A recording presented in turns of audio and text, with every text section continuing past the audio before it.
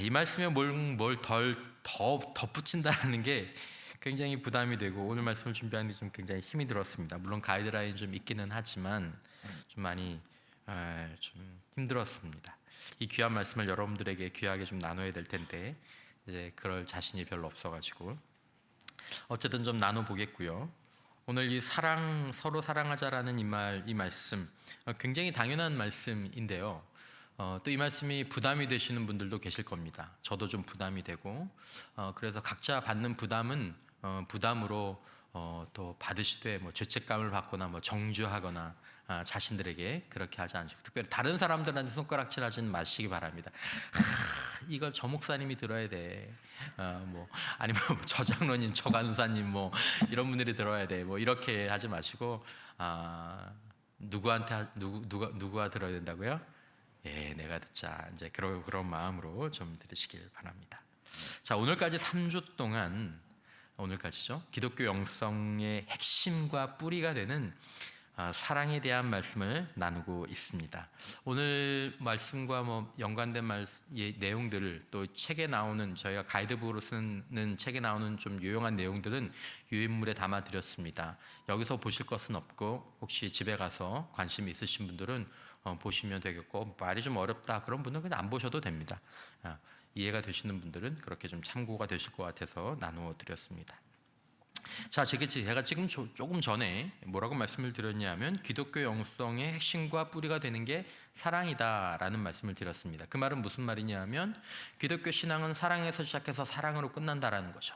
만약에 사랑이 무너지면 그 사람의 신앙, 그 교회의 신앙, 그리고 우리 종교의 신앙은 무너진다라는 것을 이제 여러분들과 제가 진짜 확실히 알고 그것이 우리의 신앙의 생활하는 기초가 되어야 될 필요가 있다는 것을 다시 한번 말씀드리고 싶습니다. 이미 아시는지도 모르겠지만 내가 그렇게 알고 있나를 다시 한번 점검하실 필요가 있다는 거죠. 그러므로 여러분, 그리스도인으로 살아간다는 말은 무슨 말일까? 내가 예수의 사람으로 살아간다는 것은 어떻게 살아가는 것이냐라고 누가 질문을 한다면 뭐라고 대답해 주시겠습니까? 야, 예수 믿고 그리스도인으로 살아간다는 말은 무슨 말이야? 라고 얘기할 때 그건 매주일에 한번 교회 나오는 거야 이렇게 말씀하시겠습니까? 아니면 교회 생활 잘하고 많이 봉사하고 전도 많이 하는 거야 그렇게 말씀하시겠습니까? 성경적인 대답을 제가 여러분들에게 드려보자면 기독교 영성, 신앙생활은 저는 이렇게 정의할 수 있다고 생각합니다. 저는 이렇게 정의하는 것이 가장 성경적이라고 생각합니다. 기독교 신앙생활은 예수님을 통해 하나님의 사랑을 알고 하나님의 사랑 안에서 나와 다른 사람을 사랑하며 살아가는 것이다. 한번 따라서 한번 읽어주시겠습니까? 시작. 예수님을 통해 하나님의 사랑을 알고 하나님의 사랑 안에서 나와 다른 사람을 사랑하며 살아가는 것이다. 아멘. 뭐 제 말이니까 아멘 하실 필요는 없을 것 같고 원래 예수님이 이걸 두 개로 말씀하셨죠.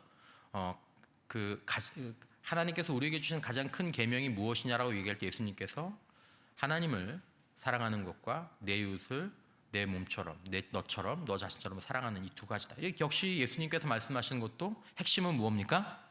사랑이죠, 사랑. 제가 그 앞에 조금 덧붙여 놓은 것은 예수님을 통해서, 특별히 예수님의 십자가죠.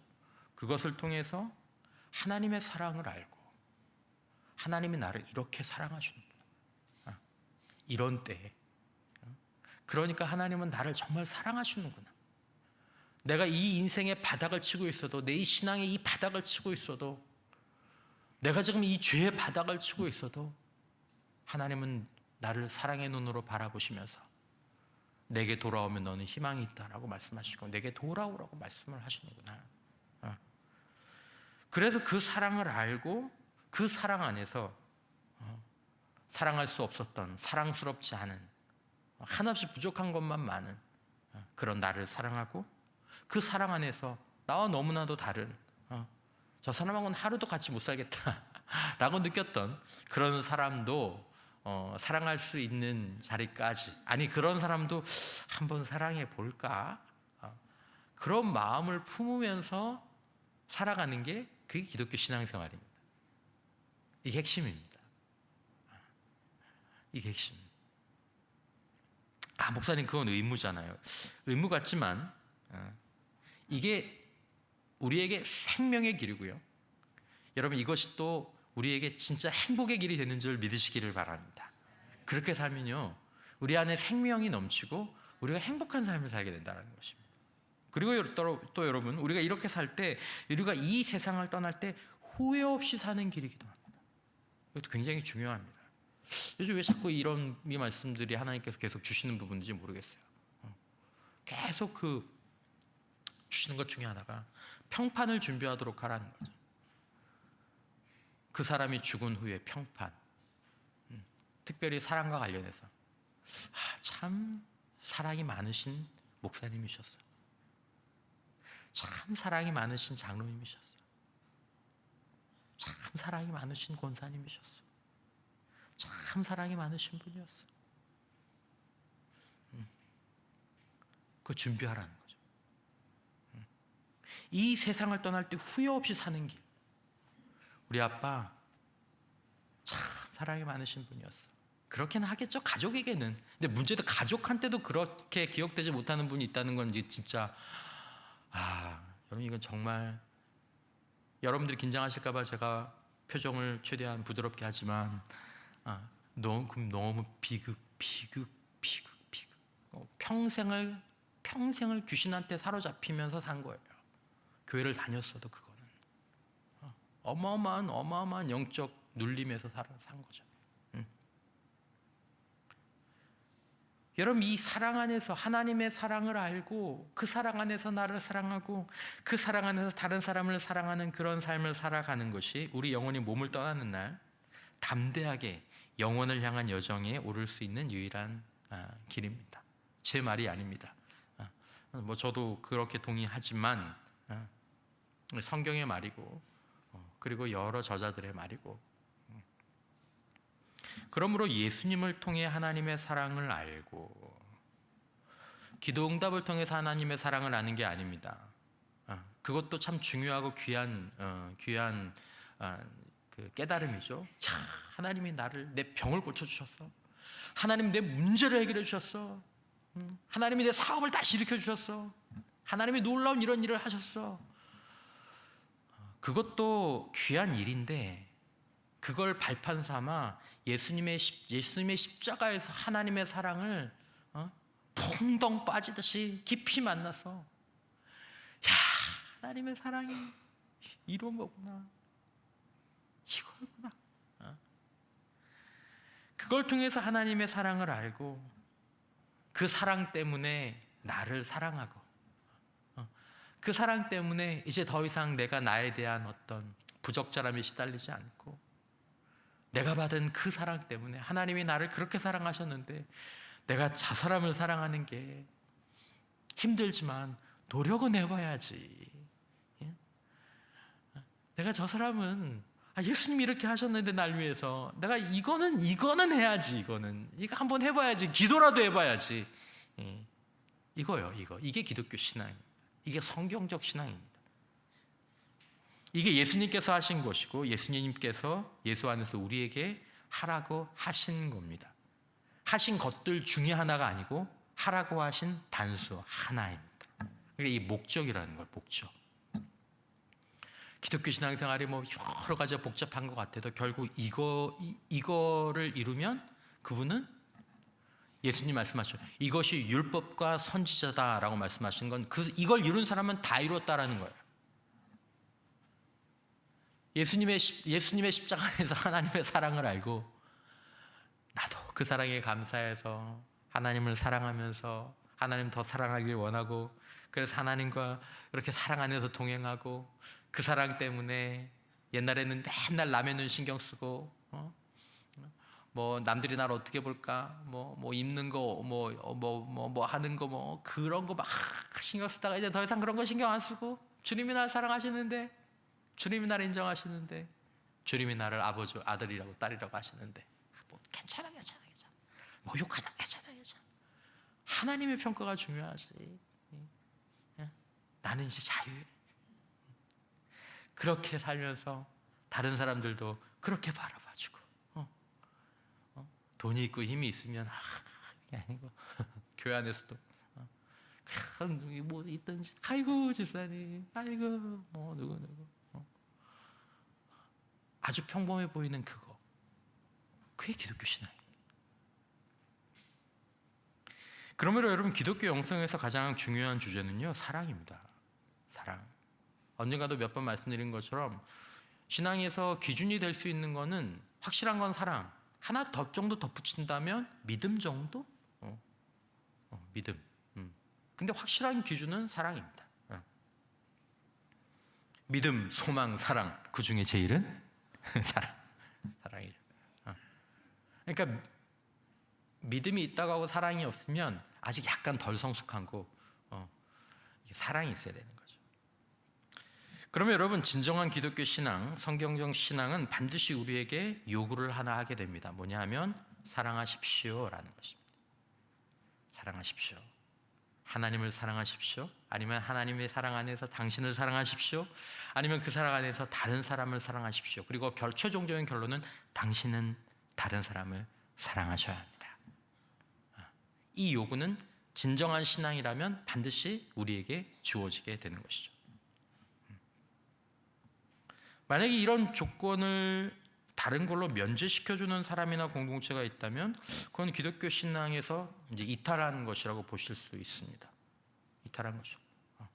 그래, 그것도 중요한데, 그거 안 중요하다고 말하는 사람은 없죠. 그것도 뭐 중요하지. 하지만 이게 더 중요해. 하지만 이걸 하셔야 됩니다. 이걸로 이렇게 막 몰아간다면 저는 굉장히 위험한 것이라고 생각합니다. 만약에 사랑을 소홀히 해서 다른 거를 가지고 신앙을 몰아간다면 나중에 그 공동체나 그 개인이 이르게 될 곳은 심각한 곳에 이르게 될 겁니다. 성경적인 신앙은 사실은 사랑을 추구해야 되는 것이죠. 하나님께서 우리에게 주신 이 사랑, 그러므로 여러분, 우리는 우리 자신을 하나님의 사랑 안에서 사랑하고 하나님의 사랑 안에서 다른 사람을 사랑하는 삶을 살도록 우리는 신앙의 길에서 인도함을 받게 됩니다. 그러므로 사랑하라는 요구를 여러분들과 제가 만약에 피하려고 한다면, 그럴 수 있잖아요. 내가 사랑이 좀 부족하지만 내가 은사가 있잖아. 내가 좀 사랑이 부족하지만 내가 얼마나 열심히 있는데, 내가 얼마나 많이 봉사하는데, 내가 얼마나 많이 헌금하는데, 그럼 하나님 좀 인정해 주시겠지. 그렇게 이 요구를 피하려고 하면 성경은 단숨에 그 기독교 신앙 자체를 의미 없는 것으로 분류해 버립니다. 그 신앙은 의미가 없다라고 분류합니다. 고린도전서 13장 3절, 내게 있는 모든 것으로 구제하고, 여러분이 전 재산을 다 가지고 오셔서 헌금하면 목사나 교회는 반가울지 모르겠지만, 만약에 그렇게 한다고 하더라도 여러분들의 몸을 불사르게 내어줄지라도 일주일 내내 어떤 목사나 어떤 직분자보다 더 많이 교회에서 시간을 보내고 많이 봉사하면 사역자들이나 사람은 혹시 귀하게 줄지 모르지만 사랑이 없으면 내게 아무 유익이 없느니라 라고 말씀하고 있어요. 사도 바울은 그만큼 자신의 것을 가지고 봉사하고 섬겼죠. 하지만 사랑이 없으면 아무 유익이 없다는 거예요. 사람의 인정과 하나님의 인정이 늘 일치하는 건 아닙니다. 이걸 우리가 경계하실 필요가 있습니다. 사람들이 좋아하고 사람들이 대우하고 그런다고 모두가 다 하나님께서 대우하시느냐, 이게 일치되지 않았던 적이 좀 많은 것도 유의하셔야 합니다. 오히려 하나님은 분명히 성경적으로 말씀하셨죠. 가급적이면 다른 사람들이 잘 모르는 게 그게 더 영적으로는 유익하다.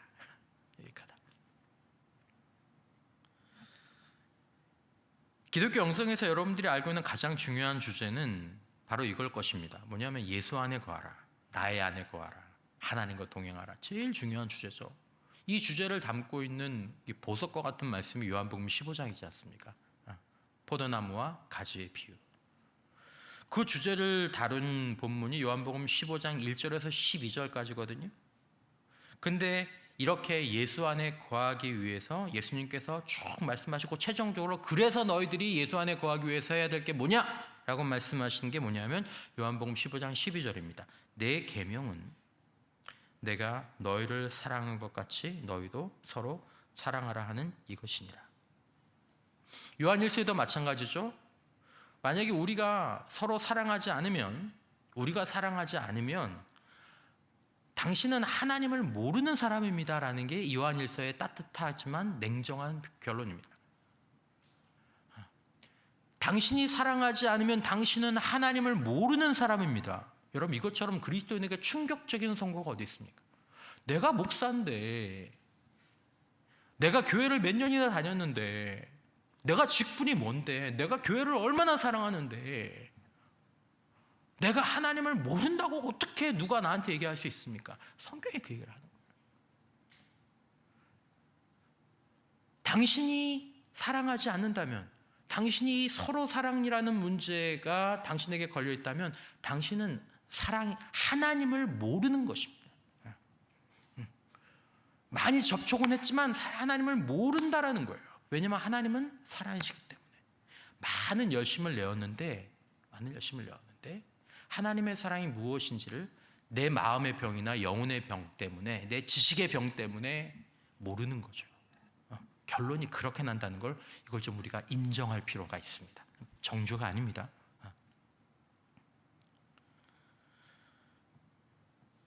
서로 사랑하라는 이 익숙한 말에 대한 교훈에 대해서 제가 가이드로 쓰는 책이 있다고 첫 주에 말씀드리지 않았습니까?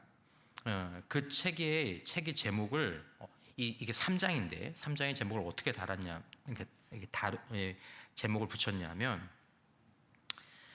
서로 사랑하라 이렇게 붙이지 않고 다른 사람을 다정하게 사랑하는 것, 아니면 다른 사람을 다정하게 사랑하기라고 제목을 붙였습니다. 뒤에도 조금 말씀을 드리지만 되게 좋은 표현입니다. 여러분, 저와 여러분들이 다른 사람을 다정하게 살기를 꼭 기도하기를 주님의 이름으로 축원합니다. 이거를요, 신앙에서 제일 위쪽으로 가져오셔야 됩니다. 여러분들이 무엇을 관심을 가지고 계신지 모르겠지만 여러분, 정말입니다. 사역자들도 마찬가지죠. 신앙의 제일 위에 뭘 가져와야 되냐면 사랑을 가져와야 되고, 사랑 이제 거기에 이렇게 쭉 이 원리에 대해서까지 오늘 조금씩 말씀을 드리겠지만은 시간이 없으면 그냥 이거 넘어가야 되지만, 오늘 주제로 보자면 그 위쪽에 1번 예수님의 십자가 안에서 하나님의 사랑을 알기, 그 사랑 안에서 나를 사랑하기, 그리고 그 밑에 뭐가 있어야 되냐면 다른 사람을 사랑하기. 오늘 좀 다른 표현을 사용하자면 다른 사람을 어떻게 사랑하기? 다정하게. 아멘. 여러분, 어떠세요? 다른 사람을 다정하게 사랑하는 거 어렵게 느껴지십니까? 쉽게 느껴지십니까? 어려워요? 마음 먹으면 할 수 있을 것 같지 않습니까? 이렇게 어려워요, 다정하게 하는 거. 그냥 이렇게 살짝 웃어주면 되는 건데, 말에 힘을 좀 빼면 되는 건데, 손에 좀 부드러움을 담으면 되는 건데. 보통은 그렇습니다.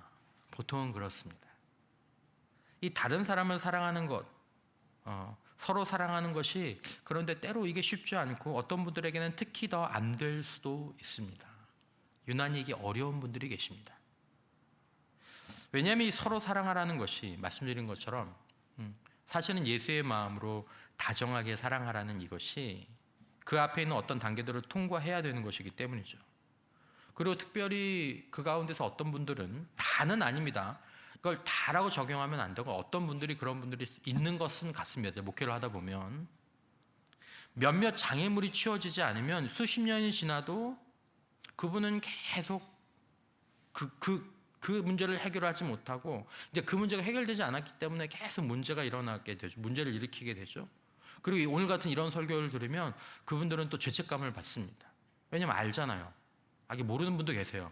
그러니까 편하게 얘기할 수 있는 거. 보통 설교는 들어야 될 사람은 잘 몰라요, 그게 문제인지를. 잘하는 분들이 오히려 내가 더 사랑해야 될 텐데 이렇게 하시기 때문에 큰 문제는 없지만 이해를 해 주시라는 거죠. 이 죄책감만 쌓일 뿐 이게 이제 잘 안 되는 경우들이 있는 거죠. 내가 너희를 사랑한 것 같이 서로 사랑하라, 이렇게 돼 있습니다, 본문이. 그렇죠? 그냥 서로 사랑하라고 말씀하지 않으시고 내가 너희를 서로 사랑한 것 같이. 그러니까 누가 사랑할 수 있는 거예요? 예수님이 저를 사랑하셨잖아요. 너 알지? 네, 알아요. 그래, 네가 아는 그 사랑으로 너도 다른 사람들을 사랑해. 이렇게 가야 되는 거죠. 그러니까 예수님이 나를 사랑하셨는데 어떻게 사랑하셨는지를 진짜 마음으로 깊이 깨닫지 못하면 사실은 서로 사랑하라는 게 안 됩니다. 진짜 그분들이 할 수 있는 최고의 수준은 그래도 흉내라도 내려고 하는 거예요. 전 그것도 진짜 대단하다고 생각해요. 잘 안 되는데 서로 사랑하려고 막 애를 써요. 노력을 해요. 참기도 하고. 그거 대단한 거예요. 진짜 대단한 거예요. 되게 힘든 일이에요. 훈련하는 과정에 그런 경우들도 있죠.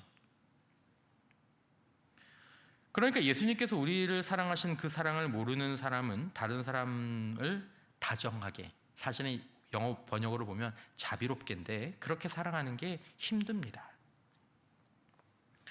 그러니까 하나님의 사랑을 아는 것이 먼저고, 그 다음에 또 하나의 단계는 그 사랑을 알고 난 다음에 그 사랑으로 자신을 용납하거나 사랑하는 단계도 사실은 필요합니다. 더 이상 다른 사람들의 평가, 다른 사람들의 기준, 이런 부분들이 어떻게 거기서 완전히 자유로울 수 있겠습니까? 그러기는 힘들죠. 그래도 내 마음의 중심 가운데에서 하나님이 나를 사랑하시는데, 하나님이 나를 귀하게 보시잖아.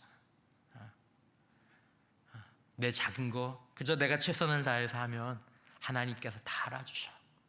그거면 충분하지 하나님 인정하시는데. 그 단계가 지나야 서로 사랑하는 것이 사실은 가능해지는 거예요. 그러니까 앞에 이 두 단계가 안 되면 서로 사랑하라는 게 사실은 안 됩니다. 율법적으로 일은 열심히 할 수 있습니다.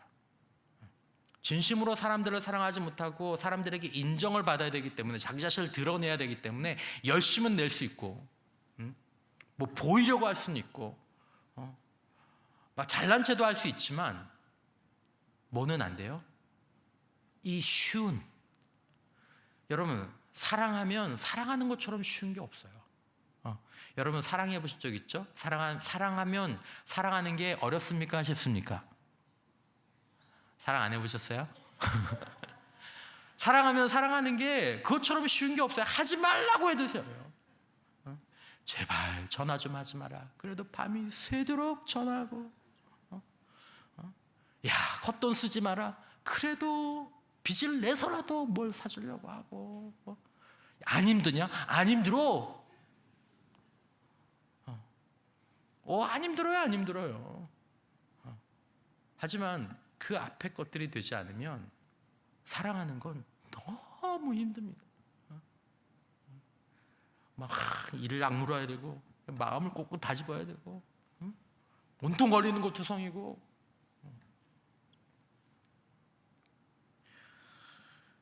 여러분 어떤 분들은 영혼의 병, 마음의 병이 다른 분들보다 깊은 분들이 있습니다. 이런 분들은 여기선 예외로 둬야 되죠.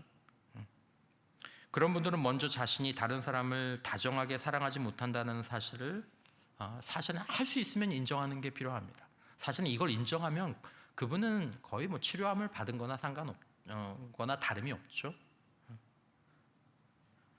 하나님, 제가 다른 사람을 다정하게 사랑하지 못합니다. 제가 목사인데요, 제가 중직자인데요, 제가 죽고 나면 사람들은 제가 다정하게 사랑했던 사람이라고 기억하지 못할 것 같습니다. 제가 다정하게 사랑했던 사람이라고. 수십 년 나와 함께 신앙생활했던 사람들이, 내가 사역했던 성도들이 그걸 어느 순간 깨닫고, 주님 저는 어떻게 하면 됩니까? 전 잘 안 됩니다.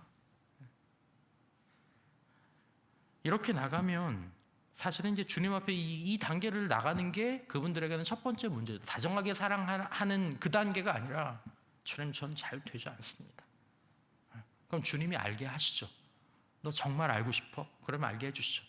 너의 자아의 문제인지, 우리가 마귀의 공격을 영적으로 마음에 받고 있는지, 아니면 그분에게 상처가 있는지, 견고한 진 때문인지 다 알게 해주십니다. 문제는 우리가 알고 싶어 하지 않고 알려주셔도 귀를 막는 게 이제 우리들 모두의 문제긴 하죠. 마귀가 생각으로 막을 것입니다. 너 문제 없어. 너 건강해. 창세기 3장에 나온 것처럼 아유 너 그거 문제 없어. 뭐 너 신앙생활 잘하는 거야. 너만큼 하는 사람이 어디 있어. 너처럼 교회 많이 사랑하고 너만큼 봉사하고 너 없으면 교회가 어떻게 됐겠어. 등등등. 하지만 사랑은 없죠.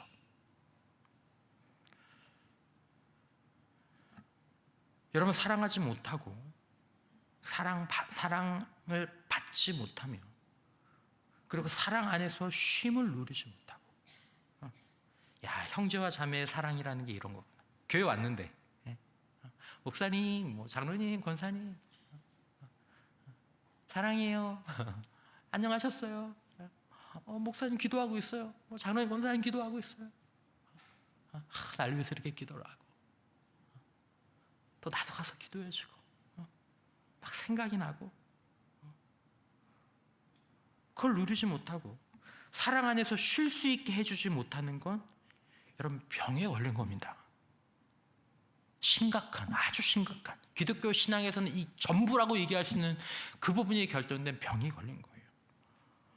원해서든 원하지 않든 여러분 이걸 꼭 아셔야 합니다. 이 사실을 인정하고 주님 앞에 나아가면 그때는 빛이 어둠 속으로 들어오게 되고요.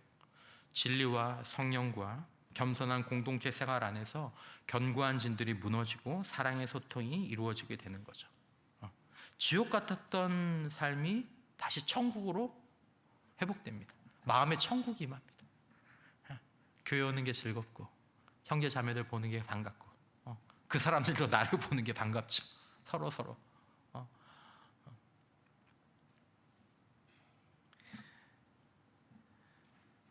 여러분 나는 예수님의 사랑 그리고 예수님 안에서 나타난 하나님의 사랑을 지금 잘 모르겠으니까 뭐 쉬엄쉬엄 알 때까지 좀 기다려보자. 여러분 그렇게 말하실 수 있지만 말씀드린 것처럼 그렇게 말해서는 안 됩니다. 하나님의 사랑을 몰라서 이게 어디서부터 온 건지 모르죠. 하나님의 사랑을 몰라서 온 것일 수도 있습니다.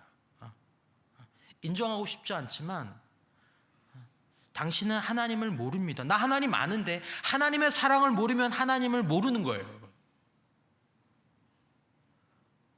하나님의 사랑을 모르면 하나님을 모르는 거예요, 여러분. 하나님은 사랑이시기 때문에.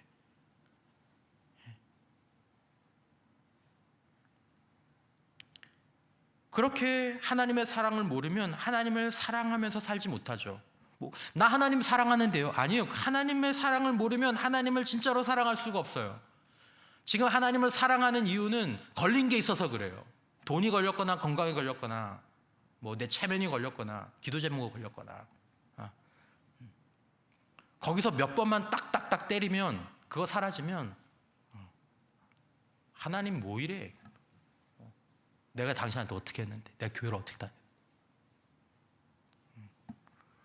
일도 아닙니다. 많이도 필요 없어요. 주신 게 100이라면 100 가운데서 한 10만 뺏어가셔도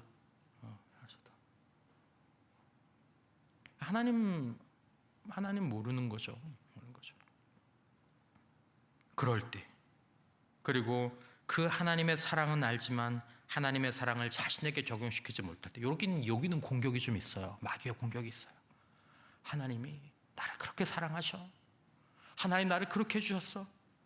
근데 너는 바보 멍청이야. 넌 쓸데없는 놈이야. 나는 안 될 거야. 내 인생은 안 될 거야. 내 인생은 하나님의 은혜에서 예외야. 난 여전히 이렇고 난 여전히 저렇고. 이제 거기는 이제 마귀가 진리 가운데 속이는 것들이 있죠. 이제 그분들은 진리를 견고히 할 필요가 있죠. 지난주 여러분들 나눠드렸던 그런 내용들을 쭉 읽어보면서 야 이거 안 믿어지는데 그거 다 믿어야 될 것들이에요. 그게 다 우리의 실체인데 우리가 그것들을 다 이렇게 막아놓고 있는 것들이죠. 야 내가 이렇다고? 주님 알게 해주세요. 주님 제가 이렇다고요? 주님 저 안 믿어지는데 이거 알게 해주세요. 주님 제가 이렇다고 저희가 알게 해주세요. 그렇게 하면서 주님 안에서 그 사랑을 경험해 보는 거죠. 우리 모두가 다 입양된 사람들이잖아요. 하나님의 사랑 안에 입양된 사람들이잖아요.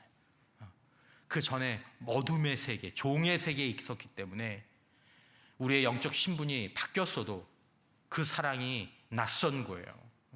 종은 맨날 맞아야 되는데 맨날 명령을 들어야 되는데 못했으면 벌벌 떨어야 되는데 하나님은 안 그러시니까 이게 안 믿어지는 거죠. 이 경험을 통해서만 살다. 그렇게 자신을 사랑하지 못하면 끊임없이 자신을 남들의 눈을 통해서 평가하죠. 다른 사람들의 눈을 통해서 보이는 내가 보는 내가 되는 거고, 그러므로 성취가 있어야 되고 소유가 있어야 되고 세상에 기준이 있어야 나를 용납할 수 있고 나를 인정할 수 있고, 여기서 이제 개인적인 비극이 일어나죠. 그리고 나면 다른 사람들, 특별히 우리가 가장 바르게 사랑해야 될 자녀들이나 배우자나 가족들에게 우리가 사랑이 아니라 상처를 물려주게 되는 거죠.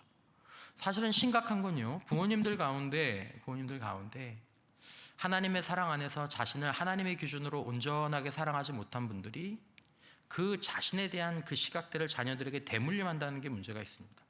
이거 어떤 사람은 각에 흐르는 저주 이렇게 얘기를 하는 사람들도 있지만 그렇게까지 말할 필요는 없을 것 같고, 마귀가 속이는 그 속임을 그냥 문화 속에서 아이들에게 그냥 나가는 거죠.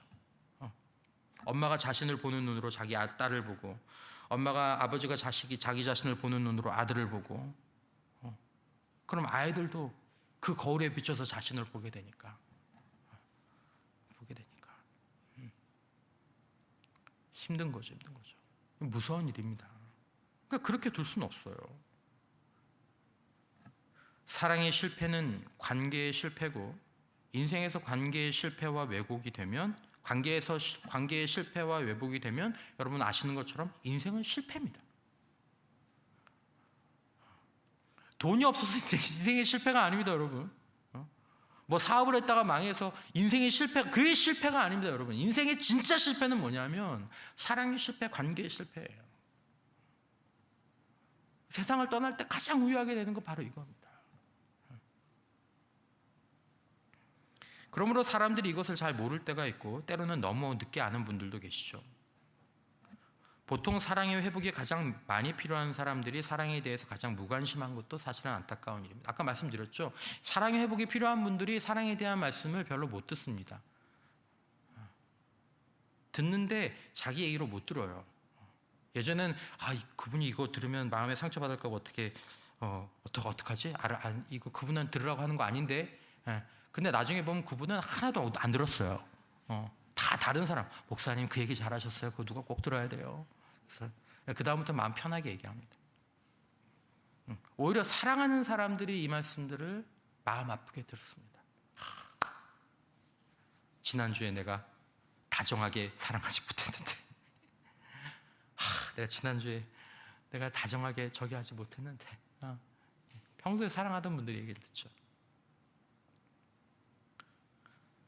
여러분, 하나님은 우리가 가장 나쁜 사람일 때, 가장 나쁜 행동을 하고 가장 사악한 마음을 가지고 가장 가난할 때, 가장 보잘것없을 때, 가장 못생겼을 때, 그렇게 말하고 살아가고 행동할 때 우리가 받을 죄의 형벌을 대신하도록 거룩하고 죄가 없으신 고귀한 외아들을 우리 대신, 나 대신 십자가에서 죽게 하셨습니다. 가장 형편없을 때 가장 큰 사랑으로 우리에게 사랑한다라고 달콤하게 속삭이시는 대신에 그렇게 우리를 사랑하신다고 멋있는 남자처럼, 죄송합니다, 남성성에 관련된 얘기를 해서 그냥 우리가 얘기하는 멋있는 남자들, 멋있는 남자들 말로 사랑해요 누구누구씨, 사랑해요 누구누구야, 이러면 멋있는 남자 아니죠. 남자는 말 안 하고 내가 몸으로 보여줄게, 내 행동으로 보여줄게, 로마서 5장 8절, 우리가 아직 죄인 되었을 때, 이 죄인 되었을 때, 가장 형편없을 때, 가장 못생겼을 때, 가장 보잘것없을 때, 가장 무시할 만할 때 그리스도께서 우리를 위하여 죽으심으로 하나님께서 우리에 대한 자기의 사랑을 확증하셨느니라. 그걸 알면 이제 비로소 하나님 앞에서는 쉬는 거죠. 하나님 나 사랑하신다. 너 귀해, 괜찮아. 공부 못해도 너 없어도 내가 너 사랑하는 거면 나 너 사랑해. 너를 위해서 영원한 계획이 있어. 너를 위해서 많은 것들이 준비되어 있어. 세상을 그걸로 널 보지 마. 무수한 축복의 말씀들, 여러분들이 가지고 가신 그 자료 보세요. 그것도 다 적은 게 아니에요. 수십 개가 넘는. 이 성경의 다른 많은 이야기들 속에 하나님의 이 사랑이 녹아들어 있습니다. 녹아들어 있습니다. 우리 자신을 있는 그대로 하나님의 눈과 평가대로 바라보면서 평가하는 것을 그렇게 배우기 시작하는 거죠.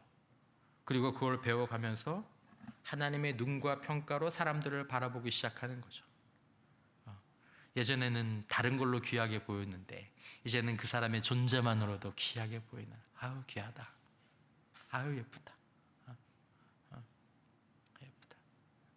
여러분들은 여러분들의 자녀한테 누가 뭐라고 하면 가만히 안 있죠. 아무리 좋은 분들도 나를 때리는 건 괜찮아도 여러분들의 자녀를 이렇게 탁 때리면 아마 뭐 진짜 뭐 보이는 거 그냥 다 집어 던질 거예요. 형제 자매들을 바라볼 때 하나님의 자녀로 바라보는 거죠. 나를 위해서 죽으신 하나님이 저 형제와 자매를 위해서 죽고, 뭐 죽고 살 일 아니면 죽고 살 일이 있어도 하나님 마음이 그 안에 있으면 다르게 대하죠. 근데 그분들이 이제 영적인 어머니죠. 영성으로 보면 영적인 어머니들이죠. 영적인 아버지들이죠. 영적인 아버지 어머니들은 형제 자매를 그렇게 바라봅니다. 하나님의 자녀로, 나도 하나님의 자녀로. 그분을 볼 때 그분 뒤에 있는 하나님이 보이는, 어떻게 말하겠어요? 어떻게 생각하겠어요? 다르죠. 내가 받은 사랑을 아는 사람은, 내가 받은 용서를 아는 사람은 좀 다르게 대하죠. 그 사람의 죄를 그냥 대충 넘어가라는 것들이 아닙니다. 죄는 죄인데 나도 얼마나 큰 죄를 주님 앞에서 용서받았는데 저 사람도 용서받고 저 사람도 잘 돼야 될 텐데, 그 사람 안에서 나를 보는 거죠.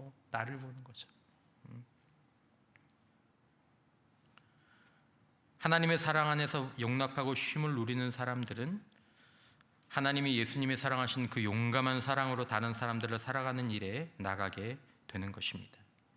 그리고 그 사랑 안에서 안전을 느끼고 서서히 성장하고 변화되는 거죠. 여러분들의 자녀들이 여러분들의 가정에서 양육받고 자랐습니다. 무엇으로 양육받고 자랐습니까? 목사님 돈 많이 들었어요. 나 쟤 키우는데. 돈도 필요하죠. 과연 돈만으로 우리 아이들이 자랐을까요? 그 뒤에 있었던 건 무엇일까요? 무엇이 우리 아이들을 이렇게 자라게 했을까요? 여러분들의 사랑이죠. 조건 없는 사랑. 무슨 말을 하더라도, 무슨 행동을 하더라도 그 사랑이 사람을 변화시키고 성장시키는 것입니다. 영적인 어린아이들도 똑같습니다.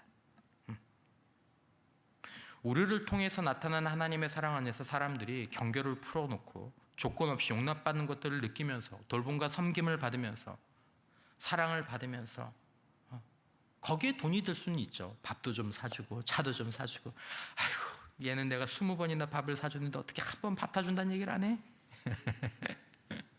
그걸 당연하게 생각해. 나중에 그 사람이 목자가 되면 이제 알겠죠. 우리 권사님이, 우리 장로님이 예전에 그렇게 나에게 해주셨는데 나는 한 번도 난 그분이 돈이 많은 줄 알았더니 빚내서 날 사줬는데 아이고 철없는 나 그렇게 영적 부모가 그 밑에서 돼가는 거죠. 여러분, 그들도 우리를 닮아서 그렇게 하나님의 사랑 안에서 또 자신을 사랑하고 누군가를 사랑으로 세워가는 그런 사람들이 되는 거죠. 여러분들과 저는 다른 사람에게 다정한 사랑의 사랑이십니까? 여러분들이 너무 진지하지 않게, 하지만 조금은 진지하게 이 말씀을 좀 돌아보셨으면 좋겠습니다. 제가 표현을 어떻게 하든지 이 말씀의 중요성은 말씀드렸던 것처럼 기독교 신앙의 제일 꼭대기에 있는, 제일 가운데 있는 것입니다. 예수님은 제자들 사이에, 영적인 가족들 사이에서 예수의 사랑으로 서로 사랑하라는 말씀을 하셨습니다. 영적인 가족 사랑에서. 혈연적인 가족 말고, 혈연적인 가족 사랑하는 건, 그건 성경에 나오는 건 이방인들도, 죄인들도 그렇게 하는 거예요. 도둑놈들도, 강도들도 그렇게 하는 거예요. 거기서도 안 하면 그 사람은 진짜 환자예요. 환자죠. 그거 말고 지금 예수님이 서로 사랑하라고 말씀하신 건 제자들 사이에서, 영적인 가족들 사이에서.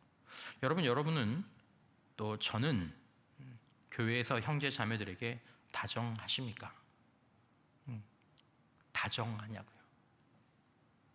우리는 교회에서 형제 자매들에게 자비로운 사람입니까? 특별히 우리는 우리에게 아무것도 해줄 수 없는 사람들에게 다정하고 자비로운 사람입니까? 사실은 우리에게 아무것도 해줄 수 있는 사람, 해줄 수 없는 사람은 없습니다. 근데 우리가 그렇게 착각하는 거죠. 저로 말하면 우리 부교육자들, 직원들, 사실은 많은 것들을 해주는 사람이지만 제가 잘못 생각하면 그렇게 생각할 수 있죠. 여러분, 이것은 우리 신앙의 수준을 재는 척도입니다. 척도입니다. 직분, 교회 다니는 연수, 우리가 알고 있는 성경 지식, 그것이 우리 신앙의 성숙과 성장을 재는 척도가 아닙니다. 참된 믿음의 성숙의 열매는 기본적으로 공동체에서 형제 자매에게, 나에게 유익도 위협도 되지 않는 것으로 여겨지는 그 형제 자매에게 그냥 일상에서 아무도 보지 않는 그 무의식적인 가운데에서 다정한 사람인가, 자비로운 사람인가로 측정될 수 있습니다. 이걸 측정할 수 있으면 참 귀한 일입니다. 쉽지는 않지만 하지만 측정하셔야 됩니다. 측정하셔야 됩니다. 저희 교회 그걸로 측정돼서 좋은 분들이 많다라는 게 우리 교회의 진짜 중요한 자산입니다. 저는 그렇게 생각합니다. 마가복음에서 예수님의 제자들이 예수님이 십자가에서 죽으시기 직전까지 계속 싸웠던 일을 금요일 날도 몇 번은 묵상한 적이 있습니다. 예수님의 제자들이 싸웠습니다. 막 싸웠어요. 왜요? 누가 더 크냐? 누가 더 크냐? 기독교 저술들에서는 이 책에만 그런 얘기를 하는 게 아니라 이 부분들을 위대함에 관한 논쟁이라고 얘기하고 있어요. 신앙적인 위대함에 관한 논쟁. 누가 더 위대하냐? 영적으로. 그들에게 위대함의 기준은 세상과 같았습니다. 그들은 마음의 마귀의 공격을 받는 것도 아니고 견고한 진이 있는 것도 아니었지만 그들은 서로에게 다정하게 사랑하는 사람들이 아니었습니다. 뭘 하나가 문제가 생기자 금세 막. 하지만 예수님이 제시하신 하나님 앞에서 위대함의 기준은 달랐죠.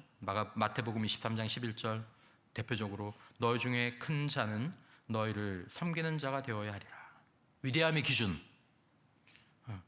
너희 중에 큰 자는 너희를 섬기는 자가 되어야 한다. 너는 섬길 의도가 있니? 너는 섬길 의도가 있니? 누구든지 자기를 높이는 자는 낮아지고 누구든지 자기를 낮추는 자는 높아지라. 이 영적 위대함의 기준입니다. 사람들은 입을 꼭 닫고 있을 겁니다. 제가 다정하지 못해도 여러분들이 저한테 제가 웬만한 수준에 이르기 전까지는 참을 거죠. 어쩌다 한번 여러분들이 그런 얘기를 하면 그건 심각한 거죠. 어쩌다 한번 얘기를 하면 그건 심각한 겁니다. 주변의 사람들이 여러분들에게 어쩌다 한번 얘기를 한 걸 한 번이라고 생각하시면 안 됩니다. 그건 참다 한 번 얘기하는 겁니다. 근데 그걸 한 번이라고 우리는 생각하거든요. 한 번 얘기하면 그건 거의 지금 위험한 겁니다. 누가 크냐? 죽자고 싸우던 제자들에게 예수님께서 마지막으로 유언처럼 남기신 요한복음 13절 이하의 말씀입니다. 너희가 나를 선생이라 또는 주라 하니 너희 말이 옳도다. 내가 그러하다. 맞아. 내가 주야. 내가 선생이야. 내가 주와 선생 또는 선생이 되어 너희 발을 씻었으니 너희도 서로 발을 씻어주는 것이 옳으니라. 내가 너희에게 행한 것 같이 너희도 행하게 하여 본을 보여노라. 마지막 예수님의 유언적 행동. 서로 사랑하라. 용서하라고까지 하지는 않겠습니다. 섬기라고까지 하지도 않겠습니다. 하지만 여러분, 오래도록 신앙생활을 했지만 다정하게 말하라고요. 다정하게. 자비롭게 생각하고 조금만 양보하고 조금만 호의를 보여주는 일이 어떤 제자들에게는 너무 어려운 일이라는 거예요. 그게 왜 어렵지? 안 어려운 분들은 이게 이해가 잘 안 되실 거예요. 하지만 어떤 분들은 이게 너무 어려워요. 문제는 제자들이 예수님과 3년을 다녔는데도, 예수님의 설교를 3년이나 숱하게 들었는데도 정말 가족 같았을 동료 제자들에게 다정하지 않았고 자비롭지 않았던 자들이었다는 것입니다. 그건 우리도 그럴 수 있다는 거죠. 예수님의 제자들은 다행히 이렇게 그들의 인생이 끝나지 않았습니다. 우리들의 인생은 어떻게 끝날까요, 여러분? 우리의 평판은요. 우리의 평판은 그들은 사랑의 사람으로, 다정한 사도들로, 자비로운 예수님의 사람으로 인생의 후반부를 살았고 지금도 그렇게 기억되고 있습니다. 요한도 엄청 성질이 나쁜 사람이었어요. 요한은 요한복음, 요한일서 보면 말끝마다 사랑이거든요. 근데 별명이 우리의 아들이잖아, 우리의 아들. 얼마나 목소리가 크면. 여러분, 예수님은 제자 삼는 제자가 되라고 하셨습니다. 신앙의 열매, 여러분, 신앙의 열매는 더 나아가서 인생의 열매입니다. 여러분, 신앙을 신앙의 문제로만 생각하지 마십시오. 하나님이 우리에게 신앙에 대해서 말씀하시는 건 모두가 다 인생과 연결이 되어 있습니다. 신앙의 복은 인생의 열매, 인생의 복인 줄 믿으시기를 바랍니다. 그러면 신앙의 열매, 인생의 열매는 뭐냐? 사람입니다. 제자 삼는 제자, 사람을 남기는 거예요. 이 책에 좀 나오지만 조금 어려운 말일 수 있지만 우리는 그리스도 안에서 안전할 때, 우리가 그리스도 안에서 안전할 때 하나님이 나를 사랑하셔.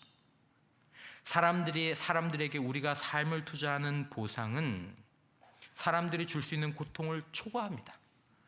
때로 우리가 사람들에게 우리의 삶을 드리면 사람들이 우리에게 고맙습니다, 감사합니다 이렇게 예쁘게 반응하는 사람도 있지만 그들이 배신으로, 때로는 실망으로 이렇게 반응하는 사람도 있거든요. 그 고통, 하지만 그 고통을 초과한다는 거죠.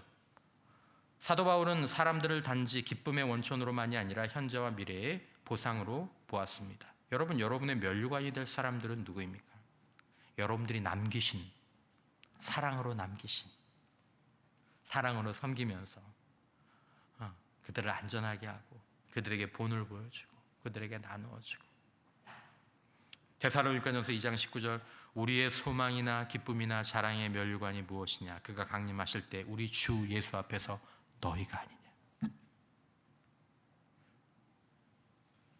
저는 그 목사님의 사랑으로, 저는 그 장로님, 그 권사님, 그 집사님의 사랑으로 여기까지 왔습니다. 하나님, 제가 이 자리에 있는 것은 하나님께서 저에게 주신 천사 같은 목사님, 천사 같은 장로님, 천사 같은 권사님, 천사 같은 안수사님이었습니다. 헌금도 중요하겠죠. 봉사도 하나님이 다 기억하실 것입니다. 하지만 거기에 사랑이 빠졌다면, 다정하지 못한 말, 다정하지 못한 생각들, 그런 것들이 들어갔다면 온전하게 평가받지 못할 가능성이 큽니다. 영적으로 보면 그렇죠.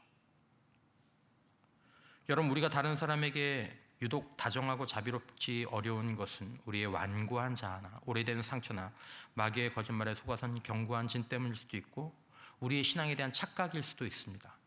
그거 중요한지는 알지만 그렇게 중요하겠어? 라는 착각, 이게 가장 중요한데, 이것만 바뀌어도 여러분, 우리의 인생이 다 바뀌고 우리의 죽음이 바뀌고 우리의 영원한 복이 바뀌는데 그런 줄 몰랐어요. 왜냐하면 세상의 기준은 그렇거든요. 세상이 이거 별로 중요하게 보지 않잖아요.